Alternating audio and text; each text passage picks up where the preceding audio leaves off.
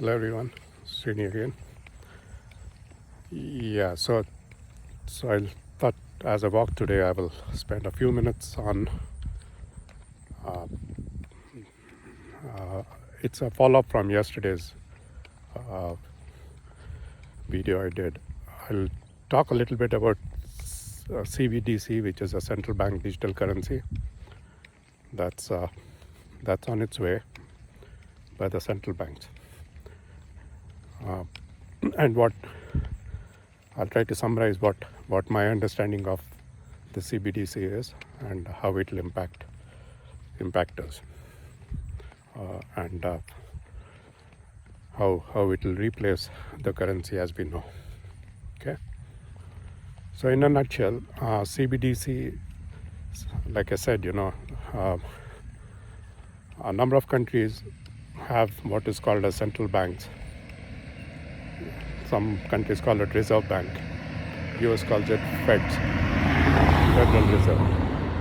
They all mean the same for the respective countries. They work on similar principles, and they all governed by the name called central. Right? It's centrally located and controlled by IMF in and other financial organizations like World Economic Forum, etc. from Geneva. Okay, Geneva has been the base for centralization of all these common, I would call, policies, whether it's financial or whether it's banking or whether it's health or whether it's economy. Okay. So today the focus is on CBDC. So I'll just talk about the currency that we are referring to. So right now, as we all know, we are all using fiat currency. Fiat stands for paper-based currency, whether it's paper printed or coins that we use. And lately it's been, I would call electronic version of paper, which is, we use credit card systems or we use online transactions and all that, right? That's different than the digital currency I'm going to talk about. So basically, fiat currency is a fiat based on generated by the central or reserve banks of the respective countries. For example, in India, it is INR, right? The rupee. And it has its own denominations and it has its own printing process and all that. Earlier, we used to have Great Britain pounds and the Europe now has a common currency called euros. Okay, they tried to combine a few countries into a union and they came up with euros. So but it's still fiat. Okay, it's not digital. It's electronic but not digital. The same goes to the US currency, right? US dollar, which has been in existence for over 100 years. Okay, as I understand, it started in early 1900s, 1908 or 1909, and now it's 2023, so it's over 120 years, or roughly 115 or whatever that number is. It used to be called, I believe, greenback back in those days when it came about, backed by gold. It used to be called IOU, meaning it was based on gold, and you pledge your gold and you get your dollars. That's how it all started back then. So fast forward now, all these paper currencies, as you can see, if you're in India, the inflation is pretty high. Last I see, year over year, I think even the official inflation is over 10%. It's probably around 15%. Unofficial may be higher. Same goes to US. all along we said it's 2 to 3% inflation. But post-COVID, we see that the inflation is probably, it touched 7 or 8%, but unofficially probably it's higher if you look at all the prices at grocery stores and all the day-to-day stuff we see. Probably it all doubled in the last few years. So the reason I'm bringing this is the dollar, over the period of 100 years is at its last leg, right, of its value. So, those who have been in US for a long time will know that what I mean by that, because gas used to cost less than 50 cents at one point of time, less than $1 in the 90s, and now it's close to $4 or $5 depending on where you live, right? So just from 90s and now, say 25 years, it went up like 4 or 5 times, right? So that's what inflation is.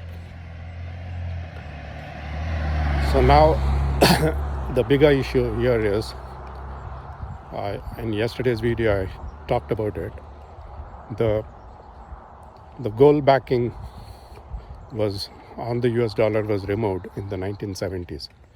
So since then there's no backup of the currency when they print. So it is more like, a free-for-all printing. They will print the bonds, treasury bonds, and to back up with the currency. So that has created a lot more inflation and a lot more expenses, which resulted in a lot more debt. Okay. So now we are at the verge of what we call as the World Economic Forum. Everything I say is there in the official scripts somewhere, especially in World Economic Forums or IMF. So the World Economic Forum based in Geneva, they call it the Great Reset. Okay, that's the term that I've been using. It's called, if you look up World Economic Forum and look at, I've been to those meetings quite a few times, and I've been following World Economic Forum since the early 80s. Okay, while in engineering college, I used to read the magazine called Economist, because it was the most advanced business economy magazine. That's even now it continues to be. It's published by World Economic Forum from Geneva. Those days I was reading it because it had the most substance, extremely detailed. That's how I kind of connect all these dots, and I know most of what's been happening since then. So back in '83, I read an article about a digital currency that will come sometime in early 2000s. That's where we are now. Okay, so this whole digital currency transition has just begun. So digital currency is not necessarily a one-to-one to what we have today in the financial currency or electronic currency I talked about earlier, which is the fiat currency. There will probably be a revaluation, because the CBDC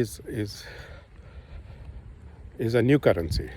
Okay, the Great Reset is looking at doing away with the old and starting afresh new. That's what World Economic Forum Great Reset is, if you read it closely. So they're introducing something called smart cities, 15-minute cities, all electronic vehicles, EVs, clean energy, all the good stuff. Okay, so all this is part of the Great Reset. In the technology world, they call it Fourth Industrial Revolution, which is the AI and machine learning and all that good stuff. So I'm just trying to connect the dots so it's not isolated. So now we have US releasing, I would call a pilot version of the CBDC called FedCoin. That FedCoin was released and introduced few weeks back in July. and it's in pilot mode for onboarding all the different suppliers, vendors who do transactions. Okay, so if you look back to each of the countries, you'll see most countries are talking about CBDCs. Even Russia said they were introducing their version of CBDC. China already introduced their version of CBDC. And then Ecuador and Bahamas, they have had their CBDCs for quite some time. A few months, a couple of years now. India is also talking about CBDC, right? So all these countries have central banks or federal banks or reserve banks that are all monitored and controlled from Geneva. All of them are going to come up with their own versions of CBDCs. And then IMF is coming up with something called Unicorn, which is kind of the in-transit coin or digital currency, more like a transit currency when you trade between countries. Kind of in today's banking world, it's called SWIFT. So my understanding of that Unicorn is a replacement of SWIFT for this CBDCs.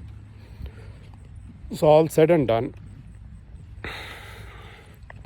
I think pretty soon, could be weeks, could be months, but maybe as soon as later this year, early next year, we should be seeing more information on this from the different central banks or financial institutions that govern the policies for the rollout of the CBDCs. So some of the questions that you may have, which I've been thinking for quite some time, is what happens to the banks? What happens to the current fiat money that we have in stock exchanges or banks or crypto exchanges, in the current currency? How will it transition to CBDCs, right? Because I'm sure it's not going to be the same currency, although because it's a great reset, right? This is part of the great reset. So the old will be gone, replaced by new. So the new is this CBDC, whether it will be, and if each country will have its own CBDC, how will they value it, right? For example, today, $1 is roughly 80 or 81 Indian rupees, right? That's the fiat conversion. What happens to that conversion when we go CBDC, right? So those are some of the questions you ask. And then there is also huge subtle changes that will be done with CBDC, meaning they will be linked to the central banks and directly given to the consumers, like a phone app.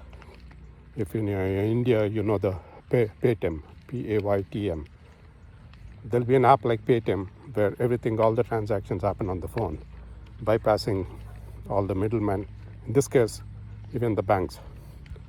My understanding is the central banks, reserve banks will directly send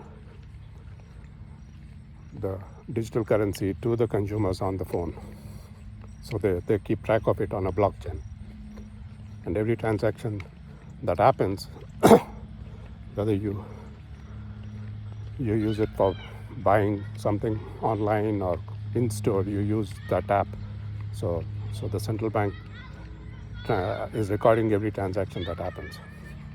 Having said that, I think there will also talk about, combining all these with other monitoring systems such as like a global ID or health ID, health stats, health ID, like, whether you're taking your shots, whether you're taking your, all that health stuff. And also,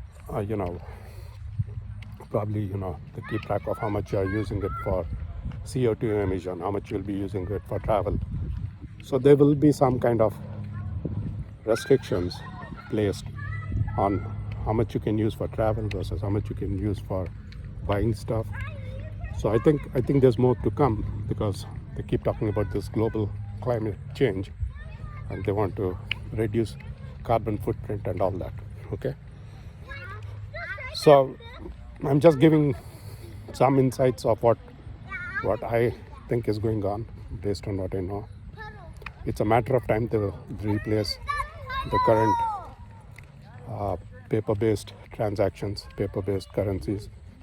I'm sure they'll give enough time for the replacement or final use of paper. You see that in India. Okay, if you have been following India, you'll see they did demonetization in 2015, 2016. And this year they were saying by September of this year, they're phasing out the 2000 rupees note, right? To me, it's all part of this transition to CBDC or digital currency that I'm talking, and probably part of all the piloting. So similar phase out of, US dollar notes will occur, because you can't have paper notes and CBDCs for a long time. They'll probably be in parallel for some time, and then they'll phase out the paper and replace it with this on. Okay, so more on that. So hopefully this was helpful. It's a change that we need to go through, whether we like it or not, but these kind of currency conversion happen every so often. If you look back to history, they have been happening periodically. Okay, we are just going to go through that change, and how it's adopted and how it plays out is something we need to watch out for. Okay, that's all I wanted to cover today. Thank you. See you all next. Okay, bye.